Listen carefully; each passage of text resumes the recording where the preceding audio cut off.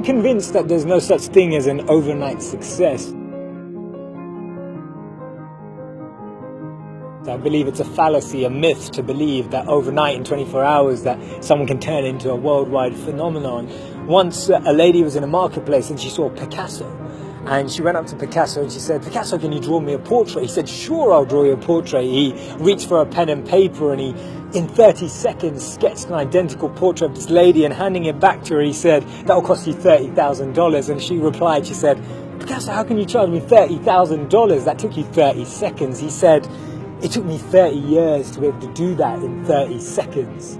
And it's amazing how that time, that unforgotten, that invisible world beyond the bottom of the iceberg, underneath the water, the part you don't see, is actually what made what you see today possible. When you look at the definition of failure in the English dictionary, it's defined by 3 words: lack of success. But that means we don't value learning. It means we don't value growth. It means we don't value experience and struggle. Our obsession with winning means that we're actually letting go of all of that which we could be learning at every single point. Since I was a young boy, I've been enamored with stories of failure, from biographies and autobiographies and books about people who changed the world and books about people who changed other people's worlds.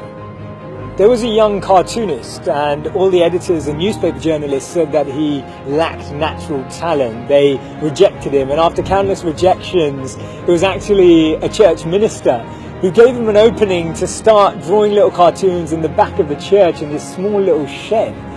And this gentleman, he once saw a mouse running around, and believe it or not, that was the birth of Mickey Mouse. That was Walt Disney, that cartoonist who went on to win 22 Academy Awards.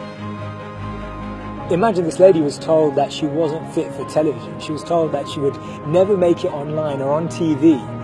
Her name's Oprah Winfrey. She became the most influential woman in the world.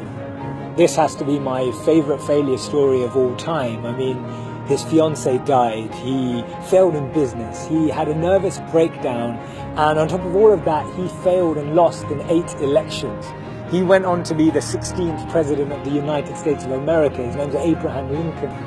I actually believe that failure has the ability to lure success. Countless failures are almost doorkeepers to success, and every time you walk through one door, the gate gets bigger and the lock gets tighter, and it gets that much more difficult because we're being tested for our genuineness and our authenticity and our real desire to chase that goal, a real desire to actually embody the values that are needed to almost take responsibility for that success, to take responsibility for that position and the influence it brings with it. And therefore, if you've never failed, you've never really tried anything new.